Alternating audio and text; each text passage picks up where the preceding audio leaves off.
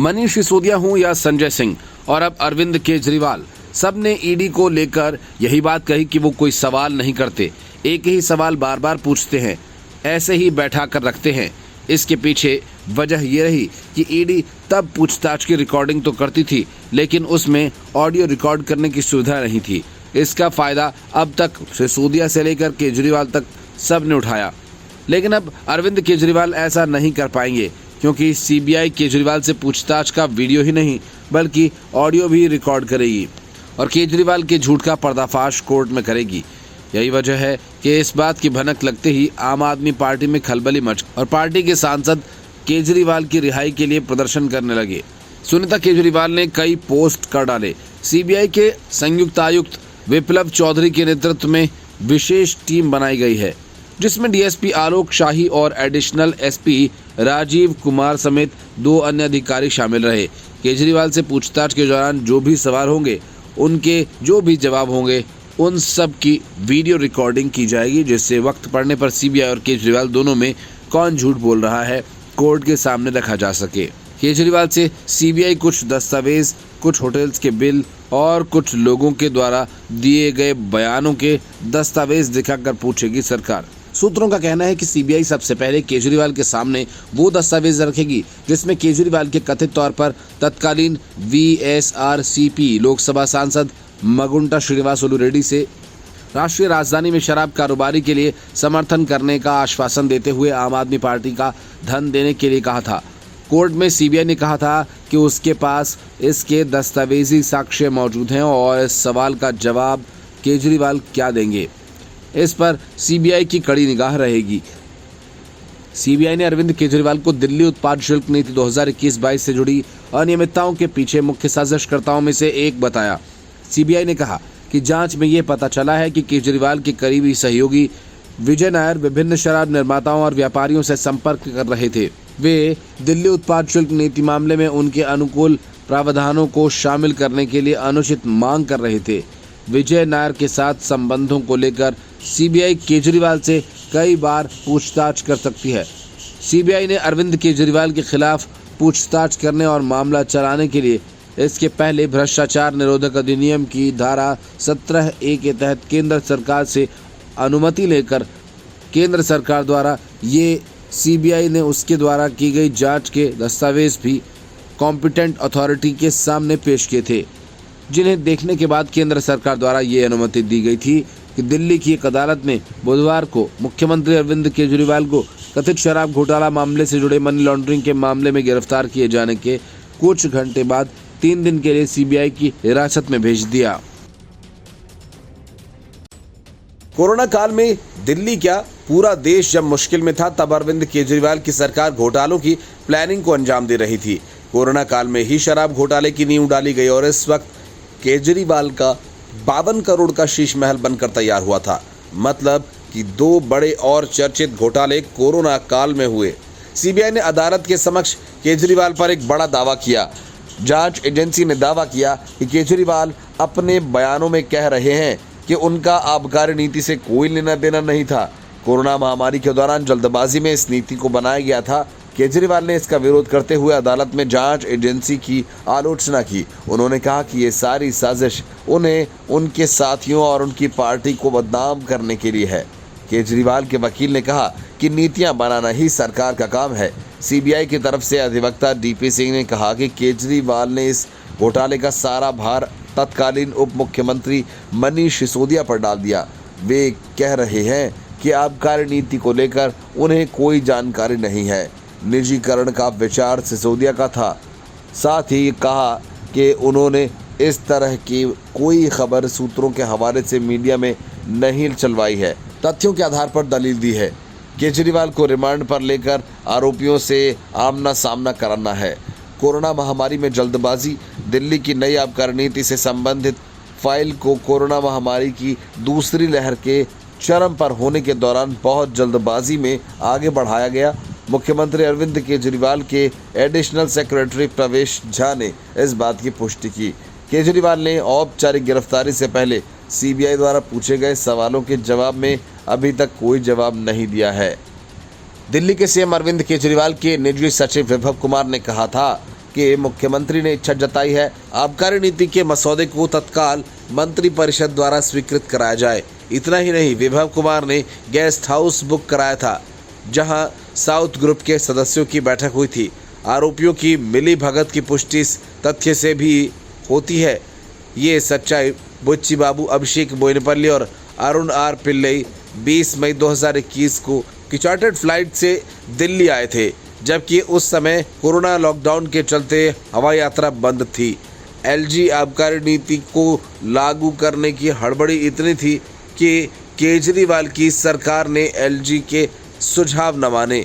GoM द्वारा उपराज्यपाल को भेजी गई आबकारी नीति को मंजूरी के लिए उपराज्यपाल द्वारा आबकारी नीति में बदलाव के साथ सुझाव दिए गए थे, जिस पर जीओएम में विचार तक नहीं किया गया। लोकसभा चुनाव में न कांग्रेस जीती और न विपक्षी गठबंधन, लेकिन संविधान के नैरेटिव के सहारे उसे कुछ ज्यादा फायदा हुआ। तो उसी नैरेटिव को लेकर कांग्रेस और विपक्ष संसद पहुंच गया। लेकिन विपक्ष और कांग्रेस के इरादों को ध्वस्त करने की शुरुआत तो पहले पीएम मोदी ने कर दी। इसके बाद स्पीकर बनते ही ओम बिरला ने हल्ला बोल दिया और रही सही कसर राष्ट्रपति और उपराष्ट्रपति ने निकाल दी।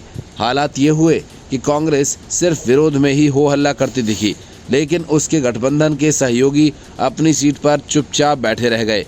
किसी ने आगे बढ़कर कांग्रेस का साथ नहीं दिया और आपातकाल पर कांग्रेस पानी पानी हो गई। संविधान की जीत के नैरेटिव पर खेल रहे राहुल गांधी और उनकी कांग्रेस को बीजेपी का जवाब है।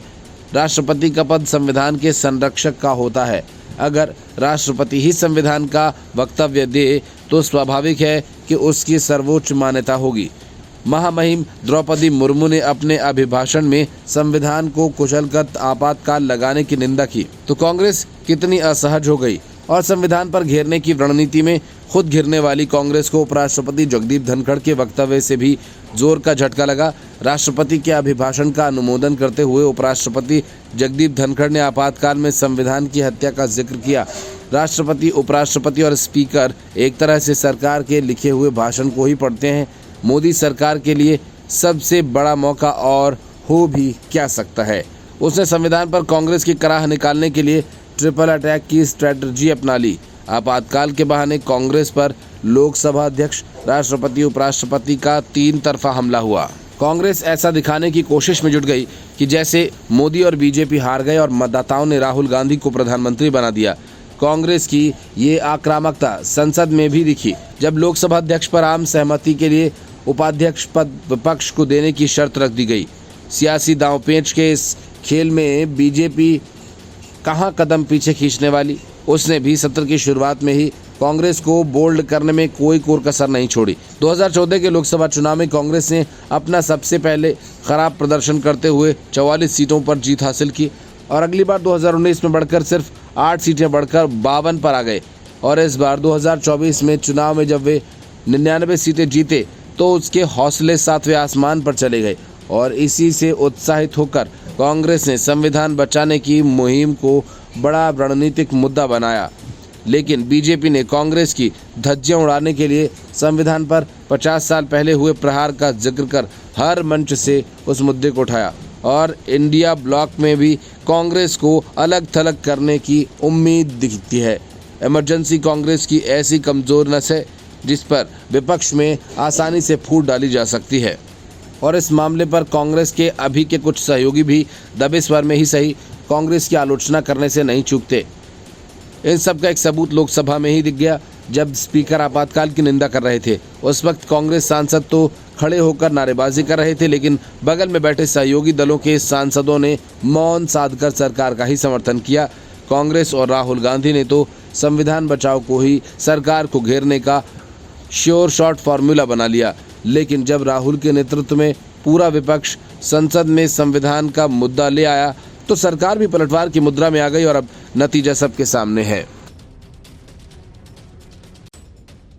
सत्ता पाने के लिए कांग्रेस ने तमाम तरह के वायदे कर दिए, लेकिन उन वायदों को पूरा करने के लिए कर्नाटक की सरकार 25,000 एकड़ सरकारी जमीन बेचने की तैयारी कर रही है। तो दूसरी तरफ हिमाचल प्रदेश की कांग्रेस की सरकार 88,000 करोड़ के कर्ज में डूबने के बाद कटोरा लेकर वित्त आयोग के सामने खड़ी हो गई। कि हमें विशेष पैकेज दो ताकि हम राहुल गांधी के वायदों को पूरा कर सकें। 88,000 करोड़ के कर्ज में 19,000 करोड़ का कर्ज कांग्रेस सरकार ने सिर्फ 1.5 साल में लिया। असल में हिमाचल प्रदेश में सत्ता पाने के लिए कांग्रेस द्वारा किया गया पुरानी पेंशन स्कीम का वादा राज्य की आर्थिक स्थिति पर भारी पड़ गया, क्योंकि ओपीएस के कारण राज्य पर आर्थिक बोझ दोगुना हो जाएगा। ये जानकारी हिमाचल की कांग्रेस सरकार ने खुद दी है। राज्य की कांग्रेस सरकार ने 16वें वित्त आयोग की टीम को बताया कि उसने आने वाले वर्षों में उसकी पेंशन पर होने वाले खर्च लगभग दोगुने हो जाएंगे और ये नई पेंशन स्कीम में शामिल कर्मचारियों के पुरानी पेंशन स्कीम में शामिल हो जाने के कारण होगा। राज्य सरकार ने बताया कि वर्ष 2030-31 तक उसका पेंशन पर होने वाले खर्च 19,728 करोड़ हो जाएगा और ये वर्तमान में लगभग 10,000 करोड़ से भी कम है। वित्तीय वर्ष 2026-27 से 2030-31 के बीच कुल 90,000 करोड़ का खर्च हिमाचल प्रदेश को पेंशन पर ही करना पड़ेगा। कांग्रेस के ओपीएस के वादे से राज्य के अन्य विकास कार्यों के बजट में कटौती होने की आशंका है और ऐसा इसलिए क्योंकि राज्य के बजट में पहले पेंशन का हिस्सा मात्र 13 था, जो बाद में बढ़कर 17% हो जाएगा। पुरानी पेंशन के कारण होने वाला ये खर्च राज्य सरकार के कर्मचारियों को दी जाने वाली तनख्वाह पर खर्च के लगभग बराबर होगा। 2026-27 में राज्य सरकार अपने कर्मचारियों को 20,639 करोड़ तनख्वाह देगी। 2026-27 में दी जाने वाली पेंशन की धनराशि 16,728 करोड़ होगी। राज्य में पेंशन पाने वालों की संख्या भी आने वाले सालों में नौकरी कर रहे कर्मचारियों से ज़्यादा हो जाने के कयास हैं। ये भी बात सामने आई कि 2031 तक राज्य में 2,38,000 पेंशनर्स हो जाएंगे। ये संख्या आने वाले समय में राज्य कर्मचारियों से भी अधिक होगी, क्योंकि औसतन हर वर्ष 10,000 कर्मचारी रिटायर हो रहे हैं और इसकी तुलना में नए कर्मचारी भर्ती नहीं हो रहे। हिमाचल प्रदेश के 2026-27 से 2030-31 के बीच तनख्वाह और पेंशन पर कुल मिलाकर 2,11,000 करोड़ खर्चने पड़ेंगे। राज्य की आर्थिक स्थिति को देखते हुए यह अनुमान लगाया गया कि वो इस बोझ को अकेले सहन नहीं कर पाएगी। इसके लिए उसे विशेष मदद की आवश्यकता होगी। कांग्रेस ने 2022 के हिमाचल प्रदेश विधानसभा चुनाव में जोर शोर से पुरानी पेंशन स्कीम का वादा किया था और इसे राजनीतिक हथियार बनाया था। हालांकि अब इसके दुष्परिणाम सामने दिखने लगे हैं। आर्थिक बोझ के कारण राज्य की अर्थव्यवस्था चरमराने के संकेत हैं। ओपीएस के कारण हिमाचल प्रदेश पर पड़ने वाले आर्थिक बोझ के बीच राज्य के मुख्यमंत्री सुखविंदर सिंह सुक्खू ने 16वें वित्त आयोग से मदद की मांग भी की थी और कहा कि राज्य को विकास के लिए विशेष आर्थिक मदद दी जाएगी। इन सब के बीच कांग्रेस सरकार का धुआंधार तरीके से कर्ज लेने का मुद्दा भी जोर पकड़ रहा है। सुखविंदर सिंह सुक्खू ने खुद माना कि उनके राज्य को कर्ज चुकाने के लिए ही नया कर्ज लेना पड़ रहा है।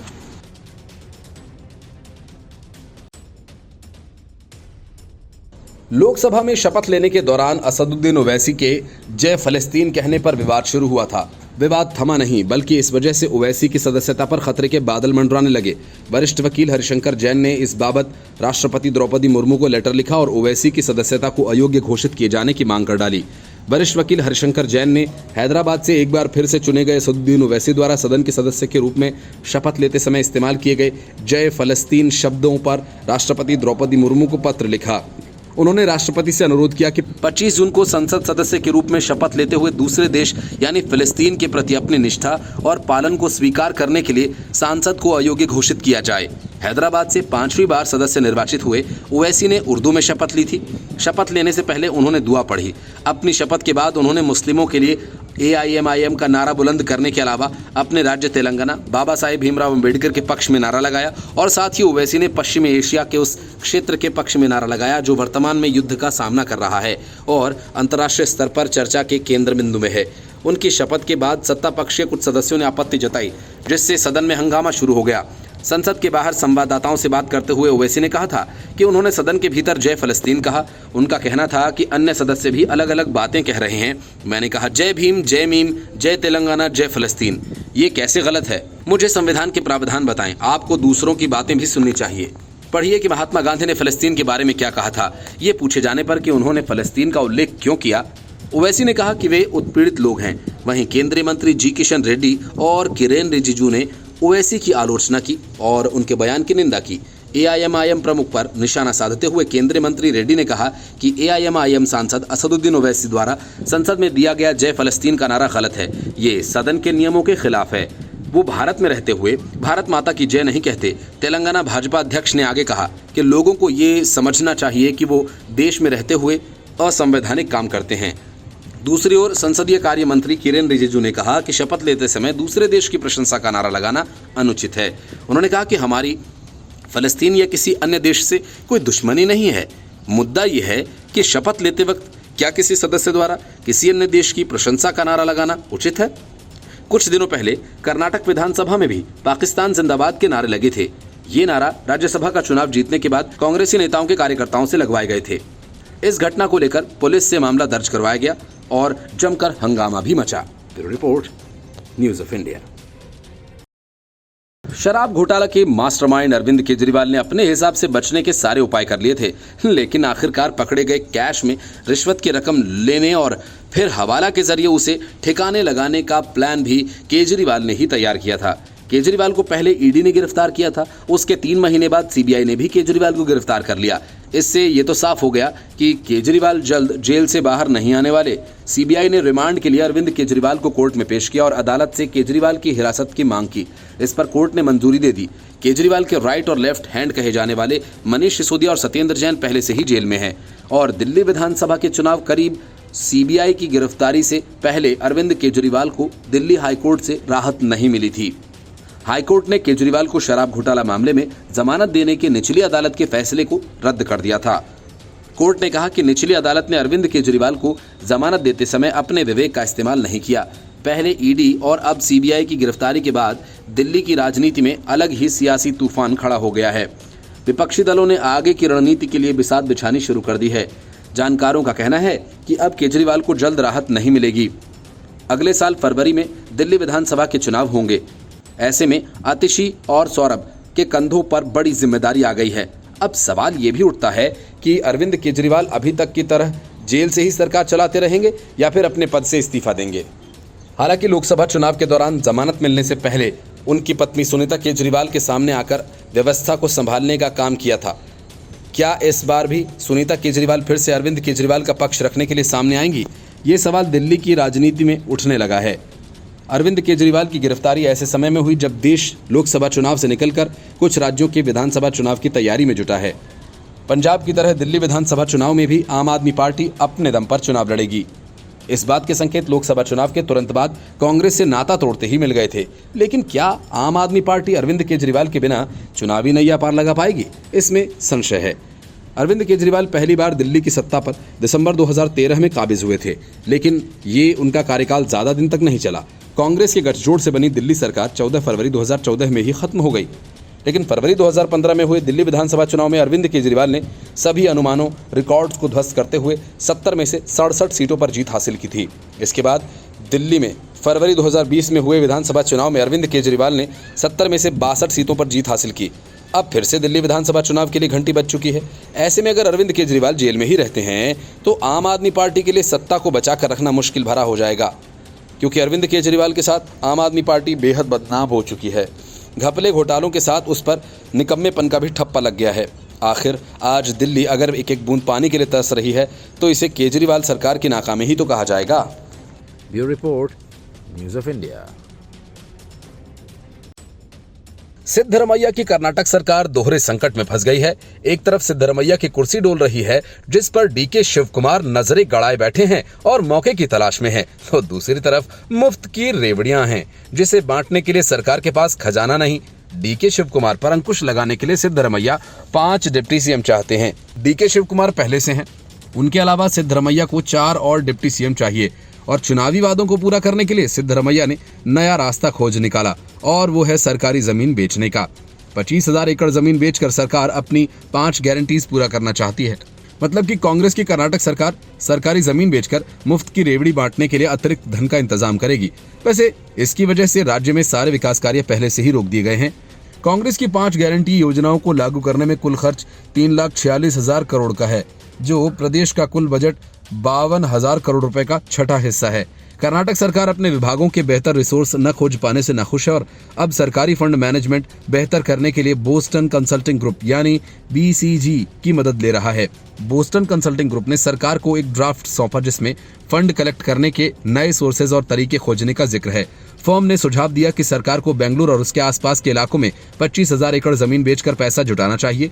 सीएम सिद्धरमैया ने हाल ही में राजस्व पैदा करने वाले प्रमुख विभागों के अधिकारियों के साथ समीक्षा बैठक की थी।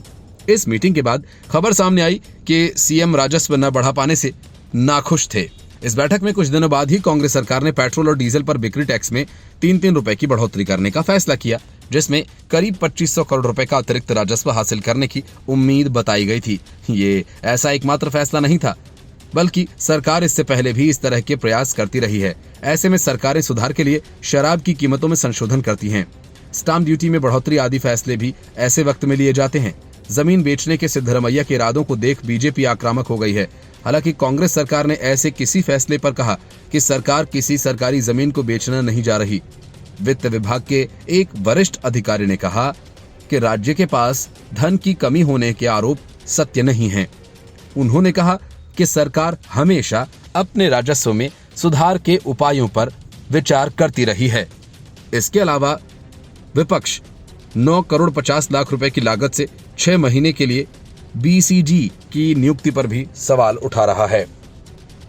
Bureau report, news of India.